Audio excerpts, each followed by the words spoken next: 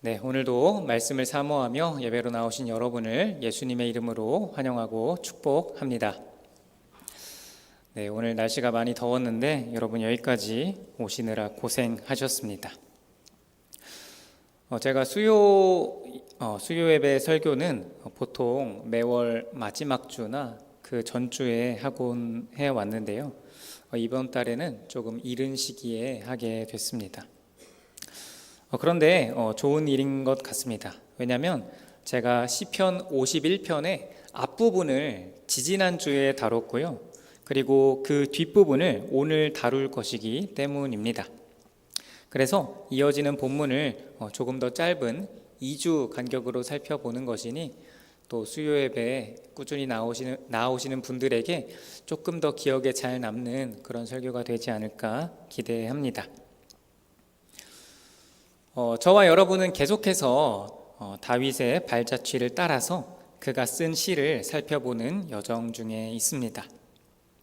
그리고 51편은 여러분이 잘 아시다시피 절절한 마음으로 다윗이 자기의 죄를 통회하면서 쓴 시죠. 다윗이 무슨 죄를 지었습니까? 부하의 아내를 범하고 그것을 덮으려다가 잘 안 되니까 부하를 죽이고 그 여자를 빼앗는 그런 천인공노할 그런 죄악을 저질렀지요. 그런데 이 다윗이 얼마나 영적으로 마비되어 있었는지 이렇게 사악한 짓을 저질러 놓고도 선지자가 지적할 때까지 그저 가만히 있었죠. 성경에서는 사무엘하 11장과 12장이 바로 연결돼서 나오기 때문에 우리가 느끼기가 좀 어려울 수 있는데요.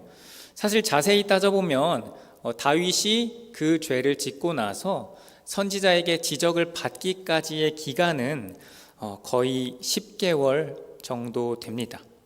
그러니까 10달 동안 아무렇지도 않게 있었던 것이죠. 그렇게 10달 동안 회개도 하지 않았으니 다윗은 형식적인 종교 생활은 했겠지만 분명히 하나님과의 교제가 끊어진 채로 하나님과는 상관없는 삶을 살아가고 있었을 것입니다. 다윗이 하나님 마음에 합한 자, 하나님 마음에 맞는 사람이라는 평가를 들었던 그런 위대한 믿음의 사람인데도 어느 순간 이렇게 추락했던 것이죠. 그런 점이 정말 무서운 것 같습니다. 그렇기 때문에 우리도 다윗의 죄악을 반면교사 삼아서 늘 스스로 조심해야겠죠. 욕심이 잉태한 즉 죄를 낳고 죄가 장성한 즉 사망을 낳기 때문입니다. 그리고 죄를 짓고 나서 재앙을 당하면서 회개하는 것보다 하나님의 법에 순종하면서 평안히 지내는 것이 훨씬 나은 선택이기 때문입니다. 다시 큰 흐름으로 돌아와서요. 그래도 다윗은 최악을 피하고 차선을 택했습니다.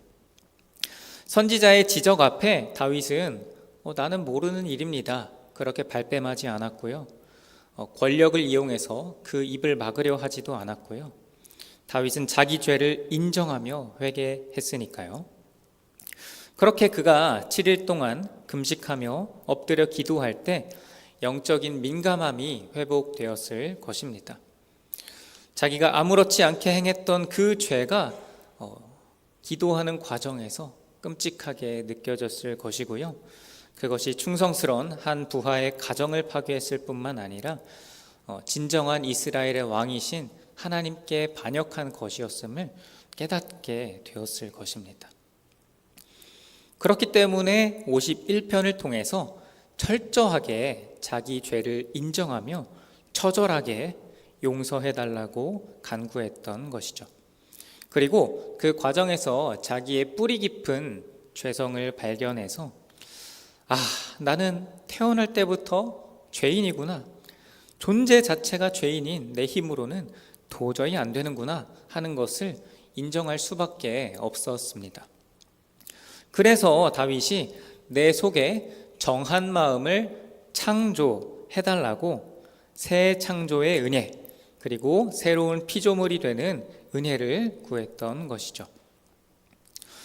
우리 지난번 설교의 마지막 부분인데요. 51편 8절부터 12절까지 한 목소리로 읽겠습니다. 내게 즐겁고 기쁜 소리를 들려주시사 주께서 꺾으신 뼈들도 즐거워하게 하소서. 주의 얼굴을 내 죄에서 돌이키시고 내 모든 죄악을 지워주소서. 하나님이여, 내 속에 정한 마음을 창조하시고 내 안에 정직한 영을 새롭게 하소서.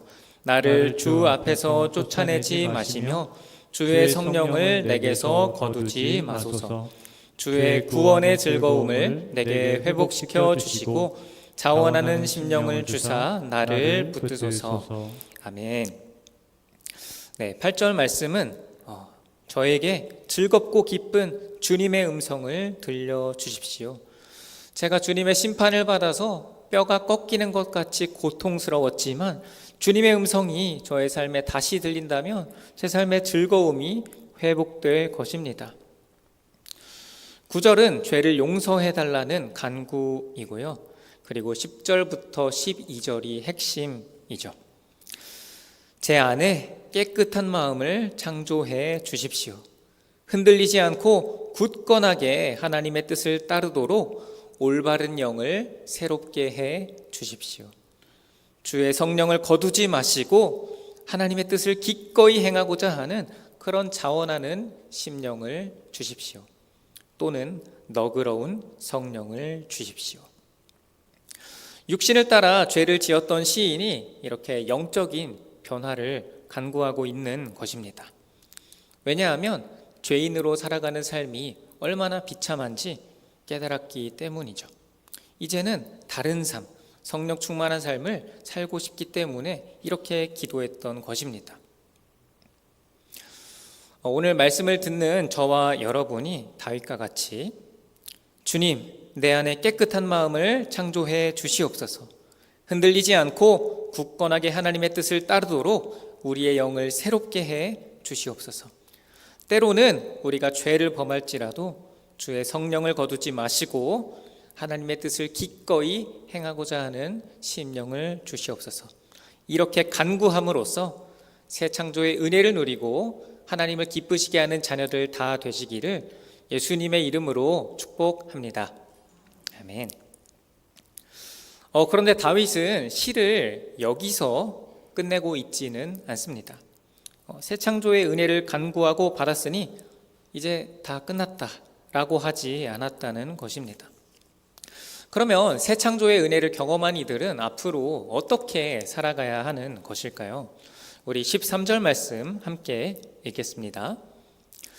그리하면 내가 범죄자에게 주의 도를 가르치리니 죄인들이 주께 돌아오리이다. 아멘. 어린 시절부터 하나님을 경외하고 늘 하나님과 동행했던 다윗은 이번 일을 통해서 자기가 죄인임을 깊이 깨달았습니다. 사무엘하 12장 5절 말씀과 같이 다윗은 객관적인 시각으로 봤을 때 자기가 죽어 마땅한 자라는 것을 자기 입으로 선고를 했으니까요. 그래도 나는 의롭게 살아왔으니까 나는 다른 사람들과는 다르지라고 생각했던 것이 잘못된 생각이었음을, 그리고 죄성에 있어서만큼은 자신도 다른 사람들과 다르지 않다는 것을 다윗은 뼈저리게 알게 되었을 것입니다. 그랬기 때문에 방금 읽은 우리 51편 13절 말씀처럼 하나님께 반역하는 범죄자와 죄인들을 돌아볼 생각을 할 수 있었던 것 같습니다. 사형 판결이 마땅한 자기를 용서하시고 새롭게 창조하시는 그 놀라운 은혜, 이 은혜를 나만 알고 있을 수는 없다는 것이죠. 주님께서 이미 죽었어야 할 나를 살려주셨구나. 그러면 내가 앞으로는 어떻게 살아가야 할까? 다른 죄인들에게도 용서받고 새롭게 창조될 수 있는 주님의 길을 가르쳐 주어야겠다. 주님, 제가 그렇게 할 수 있도록 다른 죄인들도 주님께 돌아오도록 저에게 죄의 용서와 새 창조의 은혜를 베푸시옵소서 라고 시인은 고백하고 있는 것입니다. 본인만 은혜를 누리고 끝나는 것이 아니라 다른 사람들을 주께로 이끄는 삶을 살겠다고 다짐한 것이죠. 다른 사람들을 주께 이끄는 삶, 그렇게 살기 위해 반드시 필요한 것은 바로 자신의 죄를 용서받는 것이었습니다. 이어서 14절과 15절은 제가 읽겠습니다. 하나님이여, 나의 구원의 하나님이여, 피 흘린 죄에서 나를 건지소서. 내 혀가 주의 의를 높이 노래하리이다. 주여, 내 입술을 열어 주소서. 내 입이 주를 찬송하며 전파하리이다. 하나님, 지금까지 모든 어려움에서 저를 구원해 오셨던 하나님, 제가 저지른 이 끔찍한 죄악으로부터 저를 건져 주옵소서. 그러면 제가 주님이 의로우신 분이라는 것을 노래하겠습니다. 주여, 반역자인 제가 입술을 열어 주님을 찬양할 수 있도록 허락해 주시옵소서. 그러면 제가 주님을 찬송하며 전파하겠습니다. 그러니까 시인은요, 주님께서 죄를 용서해 주시면 이런 일들을 하겠다고 약속을 한 것입니다. 첫 번째로 다른 사람들에게 주의 도를 가르치겠습니다. 그리고 두 번째로 찬양의 제사를 드리겠습니다. 그러고 나서 이 시인은 깊은 기도 가운데 깨달은 점을 말씀하는데요. 우리 16, 17절 함께 읽겠습니다. 주께서는 제사를 기뻐하지 아니하시나니 그렇지 아니하면 내가 드렸을 것이라. 주는 번제를 기뻐하지 아니하시나이다. 하나님께서 구하시는 제사는 상한 심령이라. 하나님이여, 상하고 통회하는 마음을 주께서 멸시하지 아니하시리이다. 아멘. 이번 일이 있은 이후에 다윗은 하나님 앞에 얼마든지 제사를 드릴 수 있었을 것입니다. 부강한 나라의 왕인데 소와 양이 부족해서 제사를 안 드렸을까요? 네, 소와 양은 넘쳐났을 겁니다. 다만 주님께서 다윗에게 제사를 드리지 말라는 그런 마음을 강하게 주셨을 것 같습니다. 왜 그러셨을까요? 만약 다윗이 이 범죄를 행하고 난 이후에 제사를 드렸더라면 다른 사람들이 오해할 만한 그런 여지가 매우 큽니다. 와, 저렇게 남의 아내를 빼앗고 남편을 죽였는데 제사만 드리면 되는 거구나. 그러면 아무 문제 없는 거구나. 다른 죄도 마찬가지 아니겠어? 이런 식으로 죄에 대한 깊은 뉘우침이나 통회함 없이 제사를 드리는 종교 생활을 함으로써 모든 것이 괜찮다 스스로 속이는 사람들이 생겨났을 것이기 때문입니다. 만약 다윗이 제사를 드렸다면 이렇게 됐을 것이라는 것이죠. 쉽게 말하면 제사 드리는 것을 죄를 마음껏 짓는 그런 자유이용권으로 오해했으리라는 것입니다. 우리 실제 역사 속에 존재했던 면죄부 혹은 면벌부처럼 말이죠. 그러나 그것은 하나님께서 원하시는 바가 아니었기 때문에 하나님은 다윗에게 제사를 드리지 못하게 하신 것입니다. 그리고 16절, 17절 말씀과 같이 주님은 심령의 변화 없이 드려지는 그런 제사와 번제를 기뻐하지 않으십니다. 그보다 정말 원하시는 것은 죄 앞에서 우리의 마음이 산산이 부서지고 전심으로 뉘우치는 것이죠. 그래서 예수님께서는 심령이 가난한 자와 애통하는 자에게 복이 있다고 말씀하신 것입니다.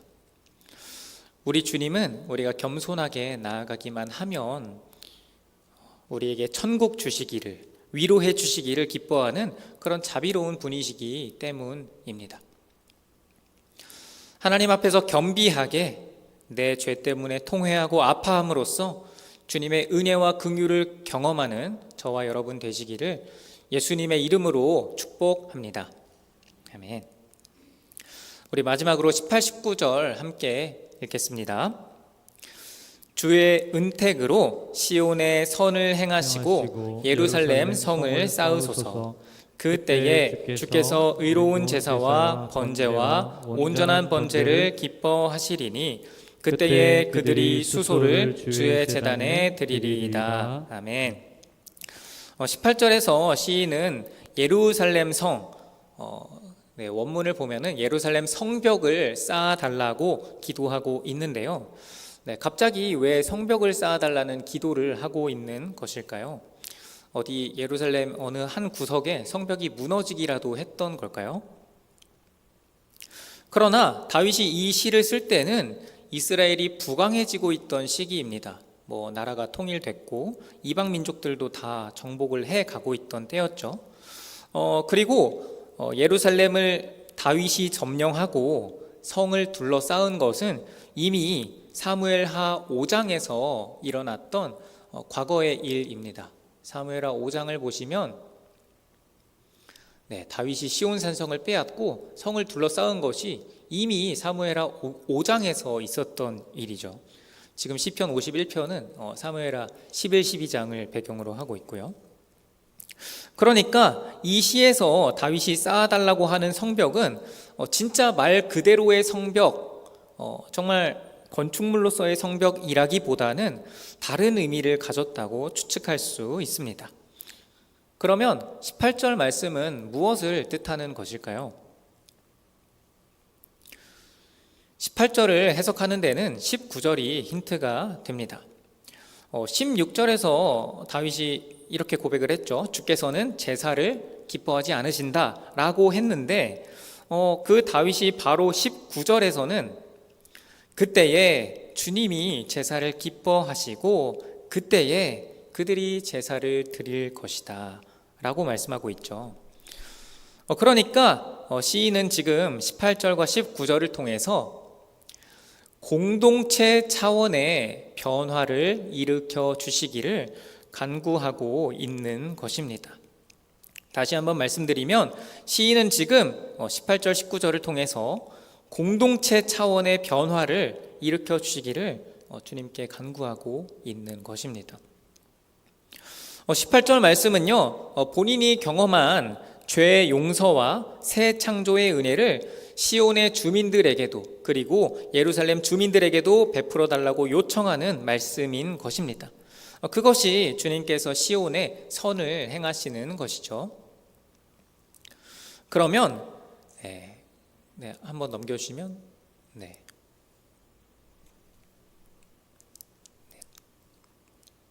그러면 그때에 주님이 올바르게 드려지는 제사를 기뻐하시고 그때에 하나님의 백성들이 올바른 제사를 드릴 것입니다 라고 말씀하고 있는 것입니다.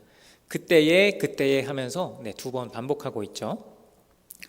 그러니 16절과 17절에 주님은 제사를 기뻐하지 아니하신다 그렇게 기록되어 있다고 해서 그러니까 제사는 의미 없는 일이다 라고 섣부르게 결론 내려서는 안 되는 것이죠. 다만 하나님께서는 올바른 예배를 구하실 뿐입니다. 그러면 하나님께서 구하시는 올바른 제사는 무엇일까요? 자기의 죄악을 돌아보고 상한 심령 가운데 통회하며 그리고 하나님께서 주권적으로 베푸시는 죄의 용서와 새 창조의 은혜를 간구하며 주님의 의를 옷 입혀달라는 그런 의로운 제사, 하나님께 내가 완전히 드려지겠다 그 결단을 담은 온전한 번제야말로 하나님께서 구하시는 제사라는 것입니다. 말씀을 정리하겠습니다. 사랑하는 동인의 성도 여러분, 다윗은 눈물과 금식으로 통회하며 간음과 살인으로 피 흘린 죄를 용서해 달라고 여러 번 기도했습니다. 뿐만 아니라 깨끗한 마음을 창조해 주시고 주의 성령을 거두지 마시고 자원하는 심령을 달라고 그렇게 새로운 창조의 은혜도 구했죠. 그리고 우리는 오늘 말씀을 통해서 다윗이 그 수준에서 그친 것이 아니라 그 은혜를 먼저 경험한 자로서 다른 죄인들도 주님께 돌아오도록 그들에게 주님의 길을 가르치리라 다짐한 것을 보았습니다. 주님의 의로우심을 다윗이 높이며 찬송하리라 결심했죠. 그리고 더 나아가서 그것이 혼자만의 변화가 아니라 공동체 차원의 변화가 되도록 하나님의 백성 이스라엘 공동체 전체의 변화가 되기를 꿈꾸었죠. 자신과 그들이 하나님께서 구하시는 올바른 제사를 드리는 공동체가 되기를 바랐던 것입니다. 바라기는 저와 여러분이 내 이웃에게도 복음을 흘려보내는 지혜롭고 담대한 믿음의 사람 되기를 예수님의 이름으로 축복합니다. 나의 의를 의지하는 것이 아니라 주님의 의로우심을 기억하며 늘 찬송으로 주님께 영광 돌리는 모두가 되기를 예수님의 이름으로 축복합니다. 그리고 자기 죄로 인해 상한 심령 가운데 통회하는 예배자, 하나님께서 주권적으로 베푸시는 죄 용서와 새 창조의 은혜를 간구하는 예배자, 주님의 의를 옷 입고 내가 하나님께 완전히 드려지리라 결단하는 예배자 다 되시기를 예수 그리스도의 이름으로 축복합니다. 기도하겠습니다.